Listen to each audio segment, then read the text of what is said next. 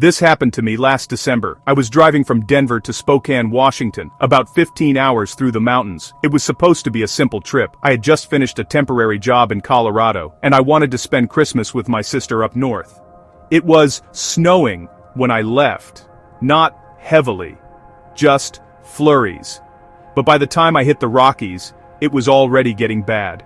If you've ever driven those mountain passes in winter, you know what I mean. Sharp turns, no guardrails, and nothing but white walls of snow pressing against your headlights. It was past midnight when I realized I wasn't going to make it to the next town. The GPS said there was a small motel about 20 miles ahead. I thought, okay, I'll stop there, get some sleep, keep driving in the morning. I remember how quiet the world felt when I turned off the main highway. The snow muted everything. Even the engine felt like it was humming under a blanket. After about 10 minutes, I saw it. A faded sign glowing in the dark.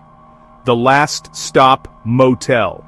It looked old, like something built in the 70s and never updated. Half the neon letters weren't even working. The S in stop flickered constantly, like it couldn't decide if it wanted to stay alive. There were maybe 6 rooms total, lined up in a row beside a small office cabin. No other cars in the lot, just a single pickup truck half covered in snow. When I pulled in, my tires crunched loud enough to make me uneasy. That's how silent it was. No wind, no movement, just falling snow. I went inside the office. The bell over the door didn't ring, it just kind of clicked. Inside it smelled like cigarettes and damp carpet. Behind the counter sat this old man, maybe late 60s, wearing a heavy flannel jacket and reading a newspaper that looked older than me. He looked up slowly and said, "Late night to be driving through here." His voice was calm, friendly even. "Yeah," I said, rubbing my hands. "Road's getting rough. Thought I'd stop for the night." He nodded. "You're lucky. Not many people come through after dark." I tried to laugh. "Guess that's good for business, huh?" He didn't laugh back, just looked at me for a second too long, then reached under the counter and pulled out a key, an actual metal key with a big red plastic tag that said Room 3. "Cash only," he said. I handed him a few bills, signed a paper, no computer, no receipt, nothing. Before I left he added, "If you need anything, don't bother calling, phones are down, storm knocked, no network." Then he smiled, just a little too wide. I stepped back out into the snow, and the air hit me like a punch. Cold, sharp, dead quiet. Room 3 was right in the middle. When I unlocked it, the door groaned like it hadn't been opened in a while. Inside, it was small, bed, dresser, a bathroom door slightly ajar. The heater was humming weakly, and the light above the bed flickered once before staying on. I didn't even unpack, just sat on the bed trying to warm my hands. But after a few minutes, I noticed something weird. The room next to mine, Room 2, had a light on. I could see it through the gap in the curtains. Nothing strange about that, except I was sure there weren't any other cars outside. I went back to the window and looked out through the frost. Still just my car and that old pickup. But there was someone moving inside Room 2, a shadow crossing back and forth, slow, steady. I told myself it was probably the owner. Maybe he stayed there himself. I tried to brush it off and got ready for bed. I woke up around 3 a.m. to a noise. At first I thought it was the heater, but no, it was a knock. 3 soft taps on my door. Knock, knock, knock. I froze. It wasn't loud, but in that silence it felt like thunder. I didn't move. I didn't even breathe. Who knocks on a motel door at 3 in the morning? After maybe 30 seconds, I heard footsteps crunch away. Slow, deliberate. Then nothing. I sat awake the rest of the night, eyes on the door, until sunlight finally broke through the blinds. When I opened the door in the morning, there were footprints in the snow. Bare footprints. They started at my door, and led straight to Room 2. I went to the office, trying to act casual. The old man was still there, same spot, same paper. I asked, "Hey, anyone else staying here last night?" He looked up and said, "Nope, just you." I stared at him. "Then whose car?" He cut me off. "Truck's mine."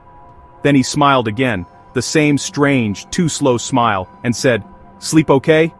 I didn't answer, just went back, grabbed my stuff, and decided I'd rather risk the snow than stay another night. But when I went to start my car, it wouldn't turn over. Battery dead. I went back inside to ask if he had jumper cables, but the office door was locked now. No sign of him anywhere. I walked around the building, but there were no footprints. None except the ones from last night. And room 2's door was wide open. I hesitated, then looked inside. The room was dark, cold, empty, except for something on the bed. It was a jacket. My jacket. The one I'd left in my car. I stepped back, heart pounding so hard it hurt. I didn't know what to do. There was no one around, no phone, no sound but wind starting to pick up. Then, from inside the office, I heard movement. A chair scraping, a door creaking open. I ran back to my car and tried the ignition again. Nothing. I slammed the steering wheel, ready to just start walking, but before I could get out, I noticed something in the mirror. Someone was standing behind the office window. Just standing there, watching me. I couldn't make out their face. It wasn't the old man. This person was taller, younger, maybe, and just still. I waited. After a few seconds, they slowly turned away, deeper into the building. That was enough for me. I grabbed my backpack and started walking down the highway, hoping someone would drive by. But no one did. Not for hours. The snow got heavier, the wind worse, and my legs felt like lead. I kept thinking I could hear something behind me, footsteps crunching in sync with mine but just far enough back that I couldn't see. Every time I stopped, it stopped too. By late afternoon, I could barely see the road. Then, through the snow, I saw a truck coming, headlights cutting through the whiteout. I waved like crazy, and the truck slowed down. Old pickup, green paint, covered in ice. The driver rolled down his window, an older guy with a thick beard. He said, "You okay out here? You look frozen." I nodded, shaking. "Car died. Back at the motel." He frowned. "Which motel?" I said, "The last stop motel, about a mile back." He stared at me for a long second, then said quietly, "There hasn't been a motel there for years." I blinked. "No, it's there. I stayed there last night." He shook his head. "No, son. That place burned down, 10 years ago, took a family with it. Folks still see lights up there sometimes, but it's just stories." I felt everything go cold. Not from the snow, but from inside. I turned to look back down the road, but all I could see was white. He told me to get in, and I did. We drove for about 20 minutes before reaching a small diner where I could warm up. When I tried to thank him later, he was gone.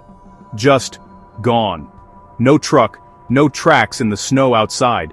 I stayed at the diner till morning, then got a tow back to where the motel had been. There was nothing there, no sign, no building, just a flat patch of snow and burned-out foundations half buried in ice. My car was there though, sitting exactly where I'd left it, with the door wide open, keys still in the ignition, battery working fine. I drove straight home and never looked back. But here's the thing. 2 days later, when I unpacked my bag, I found something in the side pocket. A motel key. Red tag, room 3. I swear to God, I threw it in the trash. But sometimes, I still dream about that place. About the sound of those soft knocks, and that faint flicker of a light through the curtain. Last week, during another storm, I was driving home late again. My phone lost signal. Snow started coming down heavy. And for a split second, just for a heartbeat, I thought I saw that same neon sign glowing through the white. The last stop motel. Then, it was gone. Quiet pause. I don't know what really happened that night. Maybe it was the storm, maybe exhaustion, maybe something else. But if you ever find yourself driving through the Colorado mountains after midnight, and you see a sign for a place that shouldn't be there, don't stop. Keep driving. Because sometimes, the last stop isn't a place. It's where you stop being lucky.